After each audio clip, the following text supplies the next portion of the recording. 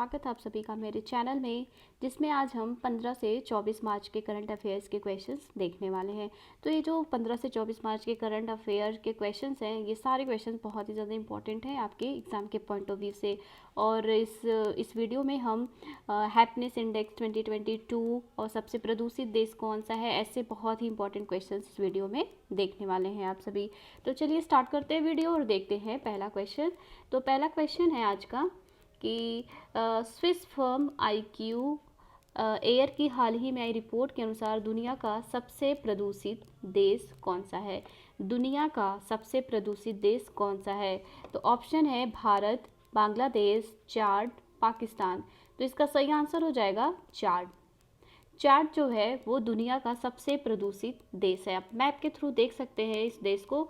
यहाँ पे आप थोड़ा जूम कर देती हूँ मैं, ये देखिए यहाँ पे लीबिया है, सूडान, नाइजीरिया और यहाँ पे है ये चाड जो कि अफ्रीका में है। ये कहाँ पे है? अफ्रीका में। इस मैप में आप देख सकते हैं ये है हमारा प्यारा भारत, ये है एशिया और ये है अफ्रीका। तो अफ्रीका में यहाँ पे है चाड देश जो कि दुनिया का जो है सबसे प्रदूषित देश है, चाड। नेक्स्ट क्वेश्चन देखते हैं। अगला प्रश्न है कि हाल ही में प्रधानमंत्री नरेंद्र मोदी ने कहाँ विश्व के सबसे लंबे 1507 मीटर रेलवे प्लेटफॉर्म का उद्घाटन किया है? तो इसका आंसर हो जाएगा कर्नाटक। कर्नाटक राज्य में प्रधानमंत्री नरेंद्र मोदी जी ने विश्व के सबसे लंबे 1507 मीटर रेलवे प्लेटफॉर्म का उद्घाटन किया है। तो आइए इसके बारे में थोड़ा जान लेते हैं। ये जो है 20 करोड़ की लागत से तैयार हुआ है प्लेटफॉर्म, 20 करोड़, और इसकी कुल लंबाई कितनी है? 1507 मीटर। तो 20 करोड़ रुपए की लागत से बनाया गया है ये, और दुनिया का सबसे लंबा प्लेटफॉर्म होगा जो कि श्री सिद्धारूढ़ स्वामी जी हुबली स्टेशन पर बनाया गया है। कहाँ पर बनाया गया है? ये बहुत इंपॉर्टेंट पॉइंट है। श्री सिद्धारूढ़ स्वामी जी हुबली स्टेशन पर बनाया गया है। और इस प्लेटफॉर्म का नाम जो है वो Guinness book of world records में भी शामिल होगा। बता दें कि हुबली रेलवे स्टेशन कर्नाटक के दूसरे सबसे व्यस्त रेलवे स्टेशनों में शामिल है। अभी तक सबसे लंबा जो प्लेटफॉर्म था वो गोरखपुर का था, और अब जो है गोरखपुर से आगे निकल के ये वाला प्लेटफॉर्म हो गया है हुबली स्टेशन जो कि कर्नाटक में है, श्री सिद्धारूढ़ स्वामी जी हुबली स्टेशन। इसकी कुल लंबाई कितनी है? तो 1507 मीटर। अगला प्रश्न है, किस देश का माउंट मेरापी ज्वालामुखी हाल ही में फटा है? माउंट मेरापी ज्वालामुखी हाल ही में फटा है, ये ज्वालामुखी किस देश में है? तो इसका आंसर हो जाएगा इंडोनेशिया। ये जो है इंडोनेशिया में है। इससे पहले जो है 2010 में विस्फोट हुआ था जिसमें 347 लोग मारे गए थे। 2010 में इस ज्वालामुखी के विस्फोट की वजह से 247 लोगों की मौत हो गई थी, और 1548 से अब तक लगातार समय समय पर विस्फोट आता रहा है।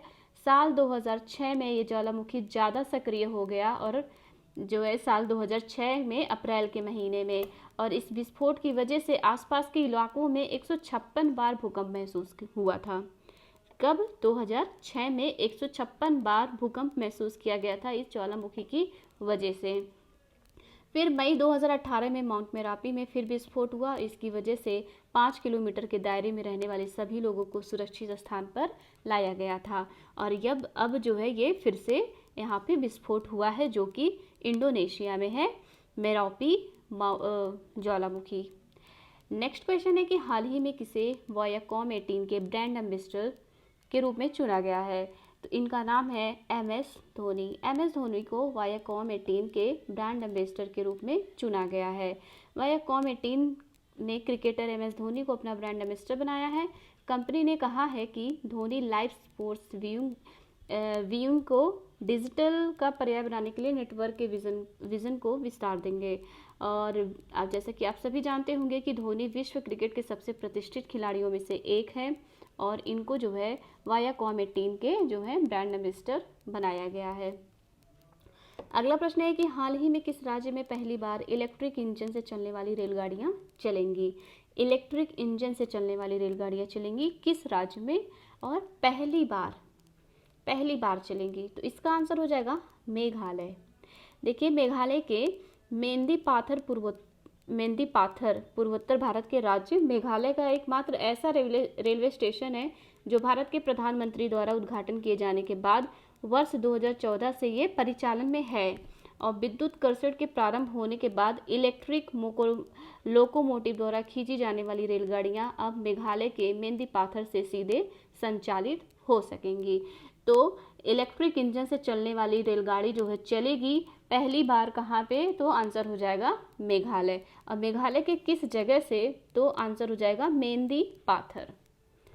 अगला प्रश्न है कि हाल ही में टीसीएस का सीईओ किसे नियुक्त किया गया।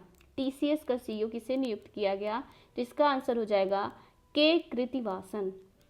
के कृतिवासन को टीसीएस का नया सीईओ नियुक्त किया गया है। और दूसरा नाम मोहंती जोशी। आप अभी रिसेंट ही इसके पहले वाली वीडियो में मैंने बताया था कि मोहंती जोशी जो हैं वो किसके सीईओ और एमडी बने हैं, तो टेक महिंद्रा के बने हैं। ये किसके बने हैं, तो टेक महिंद्रा के बने हैं, टेक महिंद्रा के। और शांतनु नारायण, ये जो है शांतनु नारायण, ये किस कंपनी के सीईओ हैं, तो ये है एडोबी के सीईओ हैं। अरविंद कृष्णा आईबीएम के सीएम हैं। किसके, सीईओ अरविंद कृष्णा आईबीएम के सीईओ हैं। शांतनु नारायण एडोबी के सीईओ हैं। और मोहंती जोशी टेक महिंद्रा के हैं। और टीसीएस के कौन अभी बने हैं हाल ही में, तो के कृतिवासन। अगला प्रश्न है कि यूक्रेन को मिग 29 विमान देने वाला पहला नाटो सदस्य हाल ही में कौन सा बना है। नाटो सदस्य है ये, और यूक्रेन को मिग 29 विमान देने वाला पहला नाटो सदस्य बना है। तो वो कौन सा देश है, तो इसका आंसर हो जाएगा पोलैंड। पोलैंड जो है ऐसा पहला नाटो देश बना है, नाटो सदस्य है ये, और पहला देश बना है जो यूक्रेन को मिग 29 विमान दिया है। तो अभी वर्तमान में जो है नाटो के 30 सदस्य देश हैं, और ये 30 जो देश हैं इन सबका नाम यहाँ पे मेंशन किया हुआ है। तो क्वेश्चन पूछा जा सकता है कि वर्तमान में नाटो के कितने सदस्य देश हैं, तो इसका आंसर हो जाएगा 30। तो क्वेश्चन ये भी बन सकता है कि क्या भारत नाटो का हिस्सा है, तो इसका आंसर होगा कि नहीं, भारत नाटो का हिस्सा नहीं है। अगला प्रश्न देखते हैं। अगला प्रश्न है कि हाल ही में कौन सा देश सबसे कम विकसित देशों की सूची से बाहर हुआ है। सबसे कम विकसित देशों की सूची से बाहर हुआ है हाल ही में, तो आंसर हो जाएगा इसका भूटान। भूटान जो है वो सबसे कम विकसित देशों की सूची से बाहर हो गया है।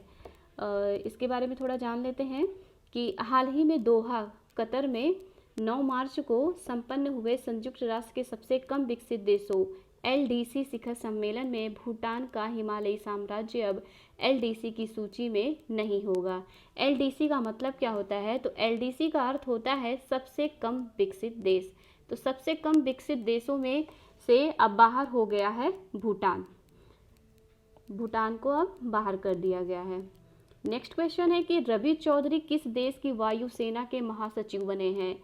किस देश के वायुसेना के महासचिव बने हैं रवि चौधरी, तो इसका आंसर हो जाएगा अमेरिका। Option number 1 America.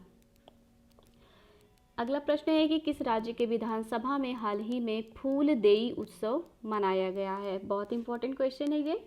किस विधानसभा में हाल ही में फूलदेई उत्सव मनाया गया है, तो इसका आंसर हो जाएगा उत्तराखंड। उत्तराखंड की विधानसभा में मनाया गया है फूलदेई उत्सव। नेक्स्ट क्वेश्चन है किस देश की सीनेट ने मैकमोहन रेखा को अंतर्राष्ट्रीय सीमा के रूप में मान्यता दी है। किस देश की सीनेट ने मैकमोहन रेखा को अंतर्राष्ट्रीय सीमा के रूप में मान्यता दी है, तो इसका आंसर हो जाएगा अमेरिका। अमेरिका की जो सीनेट है उसने मैकमोहन रेखा को अंतर्राष्ट्रीय सीमा के रूप में मान्यता दी है। तो औपचारिक रूप से मैकमोहन रेखा को भारत के अरुणाचल प्रदेश और चीन के बीच अंतर्राष्ट्रीय सीमा के रूप में मान्यता दी है कौन, अमेरिका की सीनेट ने। और पेचिंग के दावे को खारिज कर दिया है कि अरुणाचल प्रदेश चीन के क्षेत्र में आता है। इस बात को खारिज कर दिया गया है कि अरुणाचल प्रदेश चीन के क्षेत्र में आता है। इस आशय का प्रस्ताव 2 दलों की ओर से पहली बार पिछले महीने अमेरिकी सीनेट में पेश किया गया था। तो मैकमोहन रेखा जो है वो भारत और चीन के बीच का जो है वो रेखा है, अंतर्राष्ट्रीय सीमा रेखा। और इसी को जो है अमेरिकी सीनेट ने जो है इसको पास कर दिया है, इसको मान्यता दे दिया है अंतर्राष्ट्रीय सीमा के रूप में। तो और भी कुछ इम्पोर्टेंट अंतर्राष्ट्रीय सीमा रेखाएं हैं, जैसे कि रेड क्लिफ रेखा जो कि भारत और पाकिस्तान के बीच में है, रेड क्लिफ। मैकमोहन रेखा भारत और चीन के बीच में है। डूरंड रेखा अफगानिस्तान और पाकिस्तान के बीच में है। तो ये अंतर्राष्ट्रीय सीमा रेखा से भी क्वेश्चन बहुत पूछे जाते हैं, तो बहुत इम्पोर्टेंट है ये। अगला प्रश्न है कि किसे हाल ही में सरस्वती सम्मान 2022 के लिए चुना गया है। बहुत इंपॉर्टेंट क्वेश्चन है ये। सरस्वती सम्मान के लिए किसको चुना गया है 2022 के लिए? तो इसका आंसर हो जाएगा शिव शंकरी। इनका नाम है शिव शंकरी। इनको सरस्वती सम्मान 2022 के लिए चुना गया है। अगला प्रश्न है कि किसके द्वारा लिखित उपन्यास पागलखाना को व्यास सम्मान 2022 के लिए चुना गया है? ये भी क्वेश्चन बहुत ही ज़्यादा इम्पोर्टेंट है कि व्यास सम्मान 2022 के लिए किसे चुना गया है? तो इनका नाम है डॉक्टर ज्ञान चतुर्वेदी। डॉक्टर ज्ञान चतुर्वेदी की उपन्यास है पागलखाना, और इसी उपन्यास के लिए इनको व्यास सम्मान के लिए चुना गया है, डॉक्टर ज्ञान चतुर्वेदी जी को। तो के बिरला फाउंडेशन, के बिरला फाउंडेशन ये जो है पुरस्कार देती है, व्यास पुरस्कार, व्यास सम्मान। तो के बिरला फाउंडेशन 2022 के व्यास सम्मान की घोषणा कर दी है। इस बार व्यास सम्मान के लिए प्रख्यात लेखक डॉक्टर ज्ञान चतुर्वेदी के उपन्यास पागलखाना को चुना गया है। ज्ञान चतुर्वेदी से पहले वर्ष 2021 में असगर वजाहत को उनके नाटक महाबली के लिए यह सम्मान प्रदान किया गया था। तो यहाँ पे देखिए 2021 और 2022 का दोनों का है, और ये दोनों का जो क्वेश्चन बनते हैं जो कि किसको मिला था और उनके किस नाटक या उपन्यास कहानी किस चीज़ के लिए मिला था उसका नाम भी जानना बहुत ही इम्पॉर्टेंट है। तो ये जो है यहाँ से जितने भी क्वेश्चन बनते हैं वो सारे क्वेश्चंस बहुत बहुत बहुत इम्पॉर्टेंट है। तो पहला क्वेश्चन ये बन जाएगा कि 2022 के लिए व्यास सम्मान जो है किसे चुना गया है, उनका नाम क्या है? तो इनका नाम है डॉक्टर ज्ञान चतुर्वेदी, और इनके किस कहानी या उपन्यास के लिए चुना गया है? तो पागलखाना। और 2021 में किसको मिला था? असगर वजाहत को मिला था, उनके नाटक महाबली के लिए। तो ये क्वेश्चन बहुत ज़्यादा इम्पोर्टेंट है। नेक्स्ट क्वेश्चन है कि हाल ही में चौथी एशियाई खो खो चैंपियनशिप का आयोजन कहाँ किया जाएगा? चौथी एशियाई खो खो चैंपियनशिप का आयोजन कहाँ किया जाएगा? आंसर हो जाएगा असम।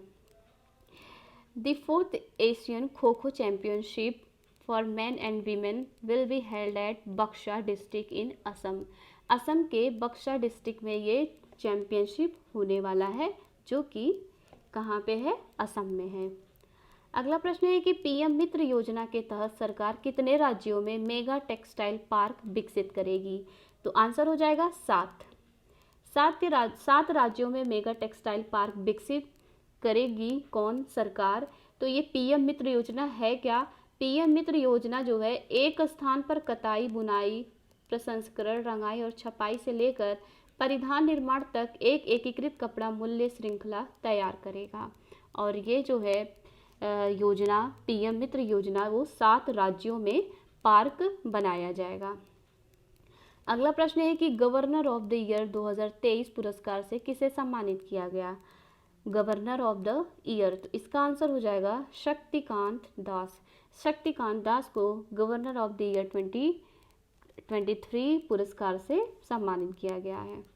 अगला प्रश्न है कि धूम्रपान कानूनों के लिए किस शहर को स्वस्थ शहरों के लिए साझेदारी पुरस्कार मिला है? तो इसका आंसर हो जाएगा Bangalore. Option number 3 Bangalore. Next question है कि हाल ही में चैट जीपीटी के प्रतिद्वंदी फॉल्कन LLM को कहाँ लॉन्च किया गया? ये जो है एक लैंग्वेज है, और ये कंप्यूटर में ये क्वेश्चंस आ सकता है, पूछा जा सकता है। बहुत इंपॉर्टेंट क्वेश्चन है ये भी कि चैट जीपीटी के प्रतिद्वंदी फॉल्कन LLM को कहाँ लॉन्च किया गया है? तो ये हो जाएगा इसका आंसर दुबई की राजधानी आबू धाबी में इसको जो है लॉन्च किया गया है। अगला प्रश्न है कि किसने हाल ही में इंडियन वेल्स मास्टर्स का सिंगल्स टाइटल जीता है? इंडियन वेल्स मास्टर्स का सिंगल्स टाइटल जीता है, तो इनका नाम है Carlos Alcaraz. Carlos Alcaraz. Carlos Alcaraz ने रूस के दानिल मेदवेदेव को हराकर बीएनपी परिबास ओपन इंडियन वेस्ट मास्टर्स खिताब जीत लिया है।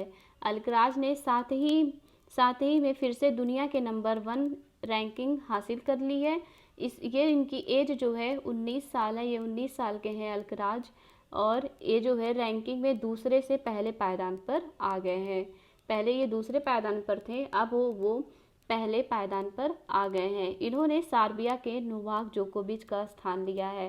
पहले नोवाक जोकोविच जो है पहले स्थान पे थे और अब पहले स्थान पे हो गए हैं कार्लोस अल्कराज। अगला प्रश्न है कि भारत कहाँ 2023 सैफ चैंपियनशिप की मेजबानी करेगा? तो इसका आंसर हो जाएगा कर्नाटक की राजधानी बेंगलुरु में। तो the 2023 SAFF championship will be the 14th edition of the SAFF championship, the biennial international men's football championship of South Asia organised by South Asian Football Federation SAFF. तो सैफ का फुल फॉर्म होता है south Asian Football federation, जो कि इसकी मेजबानी कौन करेगा? तो आंसर हो जाएगा बेंगलुरु करेगा। और ये कब शुरुआत इसकी हो रही है, कब होगा ये? तो 21 जून से 3 जुलाई। अगला प्रश्न है किसे एससीओ की पहली पर्यटन और सांस्कृतिक राजधानी घोषित किया गया है? ये भी क्वेश्चन बहुत इंपॉर्टेंट है। किसको एससीओ की पहली पर्यटन और सांस्कृतिक राजधानी घोषित किया गया है? तो इसका आंसर हो जाएगा वाराणसी। Option number 3 Varanasi. भारत की संस्कृति और परंपरा को प्रदर्शित करने वाले पवित्र शहर वाराणसी को संघाई सहयोग संगठन एससीओ की पहली पर्यटन और सांस्कृतिक राजधानी घोषित किया गया है। किसको किया गया है? वाराणसी को। अगला प्रश्न है कि किसे हाल ही में संगीत कलानिधि पुरस्कार से सम्मानित किया गया है? संगीत कलानिधि पुरस्कार से किसे सम्मानित किया गया है? तो इनका नाम है बॉम्बे जयश्री। ये म्यूजिशियन है, सिंगर है और वीणा भी बजाती हैं। तो इनको जो है संगीत कलानिधि पुरस्कार के लिए से सम्मानित किया जाएगा, बॉम्बे जयश्री को। अगला प्रश्न है कि किस राज्य के मुख्यमंत्री ने रोजगार पंजीकरण के लिए झरनी योजना पोर्टल लॉन्च किया है? तो इसका आंसर हो जाएगा झारखंड। इसको आप बहुत इजीली याद कर सकते हैं, झ से झरनी, झ से झारखंड। तो झरनी योजना पोर्टल जो है कहाँ पे लॉन्च किया गया है? झारखंड में। नेक्स्ट क्वेश्चन है कि हाल ही में जारी हैप्पीनेस इंडेक्स 2022 में कौन शीर्ष पर रहा है? हैप्पीनेस इंडेक्स में कौन पहले स्थान पर रहा है? तो इसका आंसर हो जाएगा फिनलैंड। फिनलैंड जो है वह पहले स्थान पर है। तो टॉप 10 कंट्रीज हैं यहाँ पे। तो पहले स्थान पर है फिनलैंड, उसके बाद है Denmark, Iceland, Israel, Netherlands, Sweden, Norway, Switzerland, Luxembourg, New Zealand and India की रैंक है 126। इंडिया की रैंक क्या है? 126। और ये आपके लिए जानना बहुत इंपॉर्टेंट है, इंडिया की रैंक और पहला जो है पहले स्थान पे कौन है? तो फिनलैंड। अगला प्रश्न है किस कंपनी को आग प्रतिरोध स्टील बनाने के लिए भारत का पहला BIS लाइसेंस मिला है? तो उस कंपनी का नाम है Jindal steel. Jindal steel company को आग प्रतिरोध स्टील बनाने के लिए भारत का पहला BIS लाइसेंस मिला है। अगला प्रश्न है कि हाल ही में 2022 में भारत के सबसे मूल्यवान सेलिब्रिटी कौन बने हैं? 2022 में भारत के सबसे मूल्यवान सेलिब्रिटी कौन बने हैं? तो इनका नाम है रणबीर सिंह। जो विराट कोहली को भी इन्होंने पीछे छोड़ दिया और ये अब जो है सबसे मूल्यवान सेलिब्रिटी बन गए हैं, रणबीर सिंह। आइए आगे देखते हैं अगला क्वेश्चन है कि हाल ही में हॉकी खिलाड़ी रानी रामपाल के नाम पर किस स्टेडियम का नाम रखा गया है? तो उस स्टेडियम वो कहाँ का स्टेडियम है? तो आंसर हो जाएगा रायबरेली स्टेडियम जो है वो रानी रामपाल के नाम पर रखा गया है। रानी रामपाल एक हॉकी प्लेयर हैं। नेक्स्ट क्वेश्चन है कि हाल ही में घोड़ों का त्यौहार घोड़े यात्रा कहाँ मनाया गया है? बहुत इंपॉर्टेंट है ये क्वेश्चन। घोड़े यात्रा कहाँ मनाया गया है? तो इसका आंसर हो जाएगा नेपाल। घोड़े यात्रा जो है वह नेपाल में मनाया गया है। और आज का लास्ट क्वेश्चन है कि सरकार ने कहाँ पर स्टैचू ऑफ नॉलेज की स्थापना को मंजूरी दी है? स्टैचू ऑफ नॉलेज, तो इसका आंसर हो जाएगा लातूर जो कि महाराष्ट्र में है। कहाँ पे है? महाराष्ट्र में है लातूर। इसको सरकार ने स्टैचू ऑफ नॉलेज, इसको जो है इसकी स्थापना को मंजूरी दे दी है। और क्या नाम है? स्टैचू ऑफ नॉलेज, जो कि महाराष्ट्र के लातूर ज़िले में है। तो ये रहे आज के जो है क्वेश्चंस 15 से 24 मार्च का। और ये सारे क्वेश्चन आपके एग्ज़ाम के पॉइंट ऑफ व्यू से बहुत ही इम्पॉर्टेंट है। तो दोस्तों वीडियो को ज़रूर शेयर कर दीजिएगा अपने दोस्तों को, और अगर चैनल पे नए हैं तो प्लीज़ सब्सक्राइब कर लीजिए। Thank you, bye bye.